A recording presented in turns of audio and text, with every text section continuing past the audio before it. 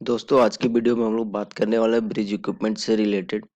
तो बेसिकली अगर हम लोग यहाँ देखते हैं, ये जो अपना bridge watch keeping and emergency का 100 मार्क्स चाहिए हमें पासिंग 200 में से, और ये 125 मेरे को मिला था।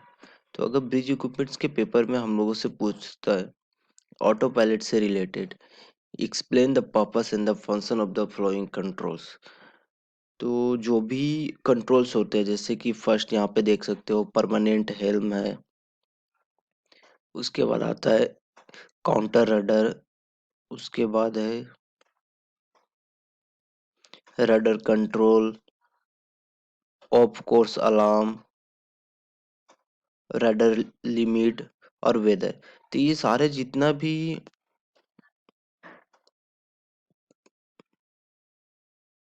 तो ये जो भी कंट्रोल्स है ना, ये सारे ऑटो पायलट्स को, चाहे परमानेंट हेल्म हो, रडर कंट्रोल्स है, वेदर हो, वेदर का जो सेटिंग्स है, और जो भी अभी नीचे हम लोग पढ़े, ये सारा ना, ये जितने भी कंट्रोल्स है वो ऑटो पायलट्स के कंट्रोल होते हैं। तो सबसे पहले बात करते हैं हम लोग परमानेंट हेल्म के बारे में, क्या कि परमानेंट हेल्म क्या होता है, और अगर एमएमडी के एग्जाम में हम लोगों से पूछा रहे तो कैसे आंसर करना है। तो अब बेसिकली इसमें क्या लिखा हुआ है कि मान लो कि अभी रफ वेदर है और विंड और करंट काफी स्ट्रोंग है, और हम लोग मेंटेन कर रहे हैं 090। तो उस सिनेरियो में क्या होगा कि हम लोग 090 को मेंटेन नहीं कर पाएंगे। क्यों? क्योंकि विंड के कारण और करंट के कारण जो रडर का जो पोजीशन है वो एमिडशिप नहीं रह पाएगा। अगर रडर का पोजीशन एमिडशिप रहेगा तब तो 090 हम लोग स्टीयर कर सकते हैं। लेकिन अभी क्या बता रहा है कि जो रडर का पोजीशन है वो चला गया 2 डिग्री टू पोर्ट। अब 2 डिग्री टू पोर्ट चला जाएगा रडर, तो क्या होगा, वेसल भी पोर्ट की तरफ स्विंग करना स्टार्ट कर जाएगा। अब इसको हम लोग क्या करते हैं कि परमानेंट हेल्म जो होता है सेटिंग्स ऑटो पायलट्स में, तो अगर हम लोग 2 डिग्री स्टारबोर्ड कर देते हैं उसको, तो उस सिनेरियो में क्या होगा कि विंड करंट और जो भी रफ वेदर है, तो सिचुएशन तो चेंज नहीं हो रहा।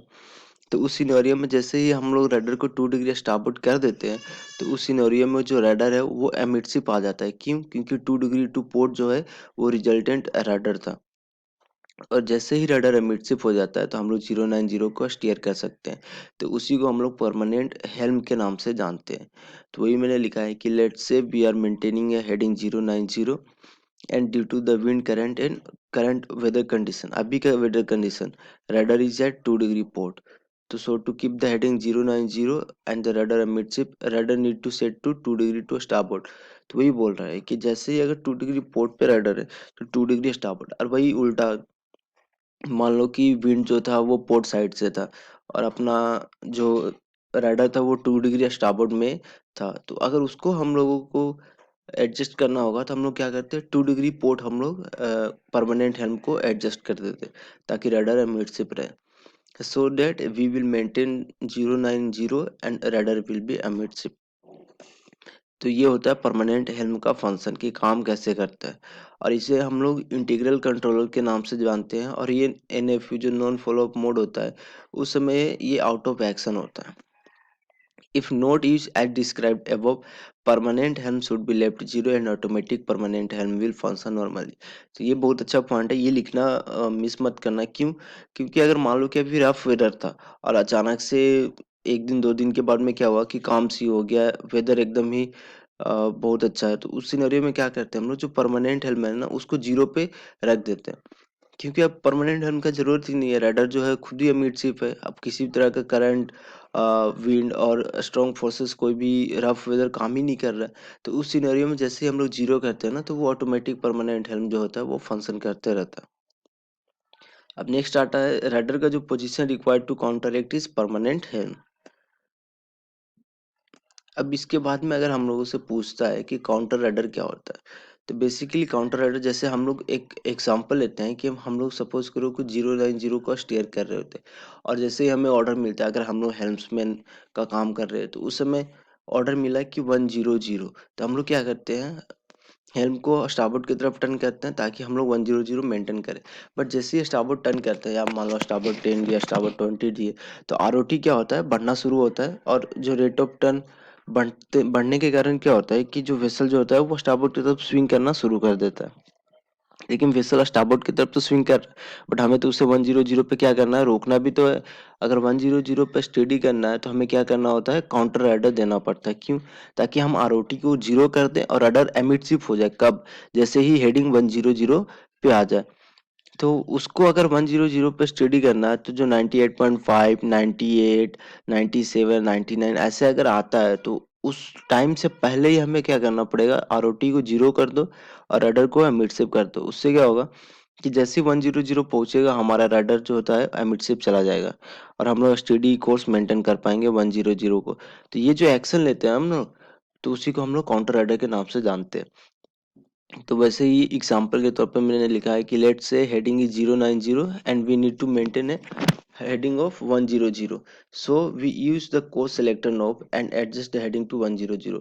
अब दो सिनेरियो होता है इसमें, या तो हम लोग जब हैंड स्टीयरिंग कर रहे हैं तो खुद से भी कर सकते हैं, लेकिन अगर ऑटो पायलट है तो हम लोग क्या यूज करते हैं, कोर्स सेलेक्टर नॉब को हम लोग यूज करके एडजस्ट कर देते हैं हेडिंग को 100। अब जैसे ही मान लो ऑटो पायलट से हमने किया 100, तो राइडर क्या करेगा, rudder will adjust the course to bring 100, say when the course reach 98.5, radar will start counter action to keep the heading 100।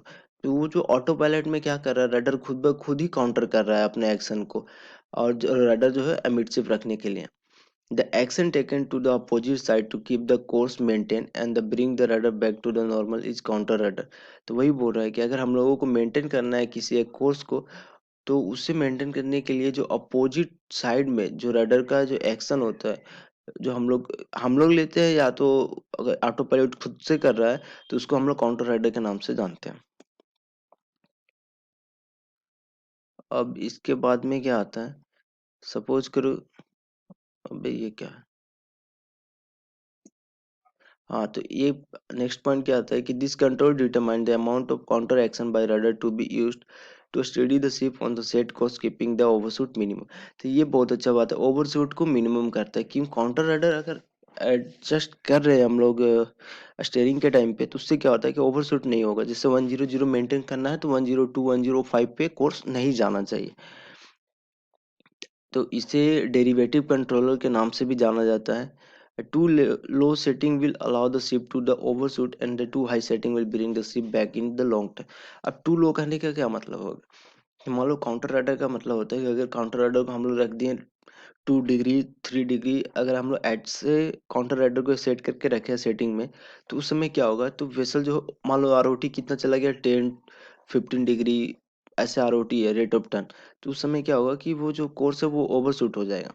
लेकिन वही सेटिंग बहुत ही ज्यादा से 10 डिग्री, 15 डिग्री भी रख देते हैं, तो उस समय क्या करता है, वो थोड़े लंबे समय में वेसल को स्टेडी कोर्स पे लाएगा। क्यों? क्योंकि बहुत ज्यादा जिगजैग हो जाए, इसलिए हमेशा सेटिंग को क्या करते हैं हम लोग, मॉडरेट सेटिंग में ही यूज करते हैं।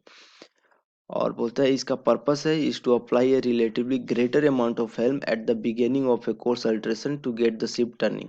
तो क्या करते हैं बेसिकली, अगर चाहते हैं हम लोग कि जल्दी से अपना नेक्स्ट कोर्स को मेंटेन करें, तो इनिशियल जैसे ही हम लोग beginning of a course alteration, तो उसमें क्या करते हैं, थोड़ा हेल्म को ज़्यादा देते हैं। सपोज करो कि स्टारबोर्ड 20 दे दिया, और जैसे ही जो फेज शिप जो है वो टर्न करना स्टार्ट कर देता है, once the ship is turning just enough helm is applied in order to keep her coming around. तो क्या करते हैं फिर हम लोग हेल्म को एडजस्ट करते हैं, से स्टारबोर्ड 20 था, अब स्टारबोर्ड 10 पे आ जाते हैं, ताकि वेसल शिप क्या कर सके, अपना कोर्स पे टर्न करता रहे, जिससे कि आरओटी क्या होता है, कम हो जाता है। When the new heading is approached, opposite helm is applied to stop the swing। और वैसे जैसे मान लो कि 100 के आसपास अप्रोच कर रहे होते हैं, तो उस समय हम लोग क्या करते हैं, अपोजिट हेल्म को अप्लाई करते हैं। As the ship settles on a new heading, yaw disappears and helm is removed। और जैसे ही 100 पे आना शुरू हो जाता है, हम लोग क्या करते हैं, या जो और हेल्म इज रिमूव, राइडर को क्या कर देते हैं हम लोग, एमिटशिप कर देते हैं। अब नेक्स्ट क्या बोलता है कि producers an output when the course of vessel is changing, determine amount of cutter counter rudder to steady the ship on a set course. यही बेसिकली काउंटर रडर क्या करता है कि सेट कोर्स पे अगर जहाज को स्टडी करना है, तो उस समय हमें कितना काउंटर रडर देना पड़ेगा, वो अमाउंट को ये काउंटर रडर डिटरमाइन करता है। And keep the overshoot the minimum. और ये बहुत ही इंपॉर्टेंट पॉइंट है, काउंटर रडर का यही मेन फंक्शन है कि वो ओवरशूट को क्या करता है, मिनिमम करता है। और ये जो काउंटर राइडर है डिपेंड करता है शिप्स के कैरेक्टरिस्टिक्स पे कि वो लोडेड में है, बैलास्ट कंडीशन में है, और उसका रेट ऑफ टर्न क्या है, वेसल्स का लेंथ, ब्रेथ, ये सब क्या है, इस सब पे डिपेंड करता है।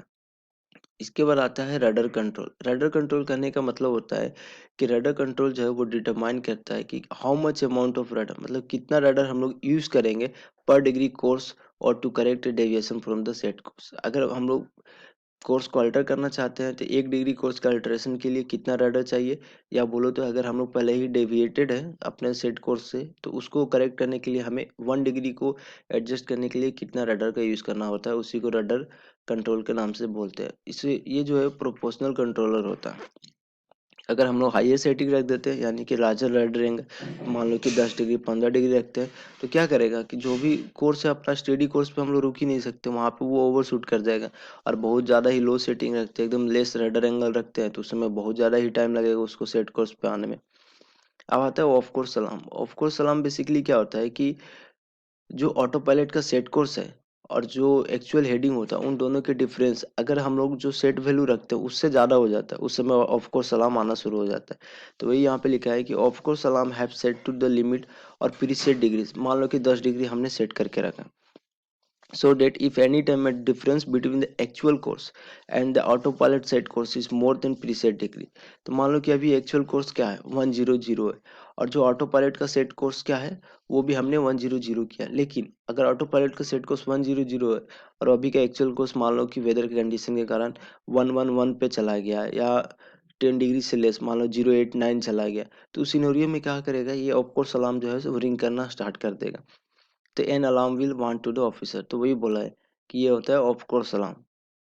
और इसे टेस्ट करने का सबसे अच्छा उपाय क्या होता है कि जैसे मान लो कि 100 पे रखे हम लोग, तो रडर को जैसे ही स्टार्बोर्ड ऑटो पायलट में चल रहे और रडर और सॉरी हेल्म ऑर्डर को अगर मान लो स्टार्बोर्ड 15 के आसपास लेते आओगे 10 से ऊपर, तो ये ऑफ कोर्स सलाम देना शुरू कर देता है। विसल अंडरवे हो या रुका हो उससे कोई मतलब नहीं। अब क्या है स्पीड है लेस नीड मोर। हाँ, जहाँ पे अगर मान लो जहाज का स्पीड बहुत ही कम है, 5 नॉट 6 नॉट ऐसे हम लोग स्टीयर कर रहे हैं, तो उस सिनेरियो में हमें थोड़ा इनिशियल में क्या होता है ज़्यादा हेल्म देना पड़ता है। और वही स्पीड अगर ज़्यादा हो 50 नॉट 20 नॉट्स के स्पीड से चल रहा है जो भी वैसा, तो उस समय हमें लेस हेल्म भी लेते हैं तो वो रिस्पॉन्स करता है।